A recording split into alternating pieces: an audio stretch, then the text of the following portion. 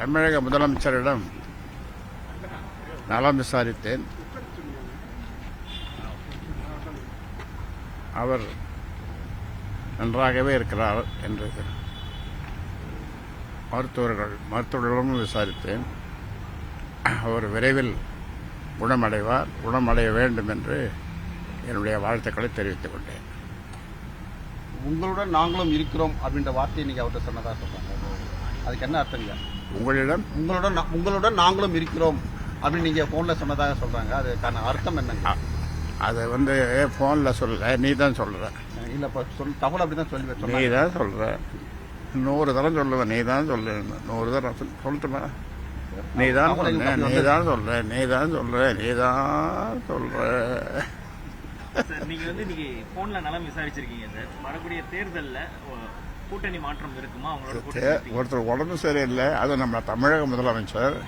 அவருக்கு உடனெல்லாம் ஒன்றும் பெருசா ஒன்றும் இல்லை, சாதாரண இதுதான். அது விரைவில் குணமாக என்னுடைய வாழ்த்துக்களை தெரிவிக்கிறது வழக்கம். அதுக்கும் இதுக்கும் சம்பந்தமே இல்லை. ஐயா ஐயா தைலாபுரத்திற்கு வெளியில பாமகவோட தலைமையகம் இல்லைங்கிற கருத்தை நம்ம தெரிவிச்சிருந்தோம்.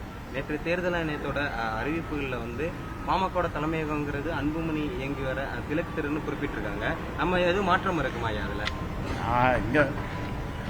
அதாவது ராமன் இருக்கும் இடம் என்ன சொல்லுவாங்க? அயோத்தி. அந்த மாதிரி நான் இருக்கிற இடம் தான் பாட்டாளி மக்கள் கட்சி, தைலாபுரம் தோட்டம் தான் பாட்டாளி மக்கள் கட்சி. தேசிய ஜனநாயக கூட்டணியிலிருந்து நீங்களும் அந்த கூட்டணியில இருக்கீங்களா? 17ஆம் தேதி பொதுக்குழு கூட்டம் அறிவிச்சிருக்கீங்க. பொதுக்குழு 17ஆம் தேதி நடக்குது. எல்லாருக்கும் அழைப்பு எடுக்கப்படுமா? அன்புமணி உள்ளிட்ட அவங்க செயல் தலைவருக்கு அழைப்பு இருக்கா? உரியவர்களுக்கு யார் உரியவர்கள் என்பதை கட்சி தீர்மானிக்கும். அவங்களுக்கு அழைப்பு போகும்.